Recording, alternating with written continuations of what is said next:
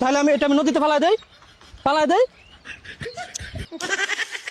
এই কুলাঙ্গার যদি সে তার নিজের ধর্মের প্রতি তার বিশ্বাস থাকতো, ওই আমাদের বাংলা ভাষায় মানে আমাদের বাংলাদেশের ভাষায় একটা কথা বলে যে কৃষ্ণা করলে লীলা খেলা যদি আমরা করি তাইলে ওই জায়গায় দোষ। এটার কাহিনীটা হচ্ছে দেখ ভাই, ধর্মের ভিতরে প্রতিনিয়ত এমন তোদের দেবদেবীর মূর্তি তোরা যখন পূজা করার সময় নর্দমাকে পানি পিঠে ফালাই দিস। এমনও কিছু দেখছি, যেমন তোরা দুর্গাপূজার পর যে গঙ্গার জলে ফালাস, গঙ্গার জলে মূর্তির উপরে তোদের দেবীর মুখের উপরে উইটা সেটা তোরা ফারাই সেটা বাঙ্গস ভাগ্যে এগুলা বিসর্জন দেয়। এটা এমন কোনো কিছু দেখাই নাই এই ভাইয়ে, আমাদের মুসলিম ভাইয়ে দেখাইছে যে এটা কি মানে তোদের দেবদের যে মূর্তি তোরা যারা ভগবান মানুষ তাদের একটা মূর্তি যদি এভাবে পড়ে থাকে এটা দেখানোটাই স্বাভাবিক, ঠিক আছে? তোরা নিজেদের ধর্মরে সম্মান দিতে শিখ, তারপরে কথা বলতে আসিস।